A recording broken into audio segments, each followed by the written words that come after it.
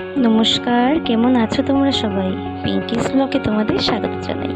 আজকের রেসিপিটা নিয়ে এসেছি এই ছোট্ট এক টুকরো মিষ্টি কুমড় দিয়ে।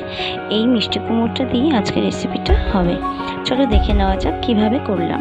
মিষ্টি কুমড়টাকে ভালো করে ধুয়ে ছোট ছোট করে কেটে নেব, ঠিক এইভাবে। আর লাগছে সাথে চিংড়ি মাছ। মিষ্টি কুমড়োর সাথে চিংড়ি মাছের এই রেসিপিটা খেতে কিন্তু ভীষণ ভালো লাগে। এরপর লাগছে কাঁচা লঙ্কা আর পেঁয়াজ কুচি। আমি এবার কড়াইটা চাপিয়ে দিলাম। কড়াই গরম হয়ে এলে দিয়ে দিচ্ছি তেল। এরপর আমি মাছগুলোকে ভালো করে এপাশ ওপাশ ভেজে নেব। মাছগুলো ভাজা হয়ে গেলে মাছগুলোকে আমি নামিয়ে নেব। আর ওই কড়াইতেই দিয়ে দেব ফোড়ন। ফোড়নে আমি দিয়েছি শুকনো লঙ্কা, তেজপাতা, মৌরি আর জিরা। ফোড়নটা ভালো করে ভাজা হয়ে এলে ওই কেটে রাখা পেঁয়াজ কুচিগুলো আমি এর মধ্যে দিয়ে দেব। পেঁয়াজটাকে ভালো করে ভেজে নেব।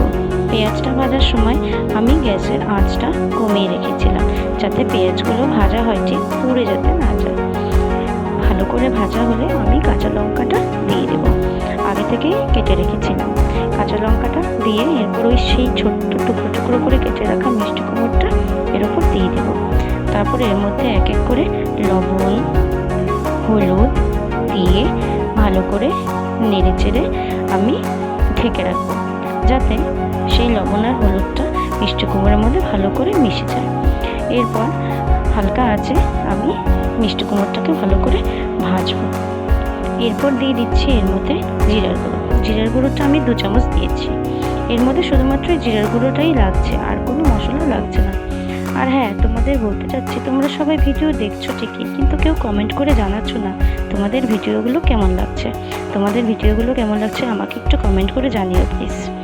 এরপর আমি ভালো করে নেড়ে চেড়ে জল দিয়ে মিশিয়ে দেব।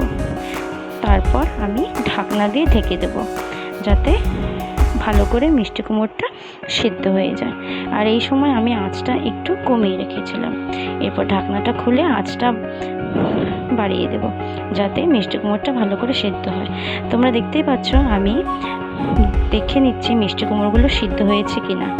এরপর সেই ভেজে রাখা মাছগুলো এর মধ্যে দিয়ে দেব। মাছগুলোকে দিয়ে ভালো করে নেড়ে চেড়ে দেব।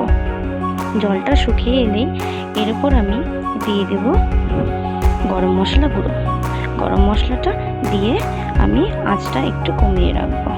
ব্যাস, রেডি হয়ে গেল তো আজকের সেই মিষ্টি কুমড়োর রেসিপিটা। তোমরা সবাই বানাবে আর এই রেসিপিটা সবাই ট্রাই করবে। ট্রাই করে আমাকে জানাবে রেসিপিটা তোমাদের কেমন লাগলো। Thank you.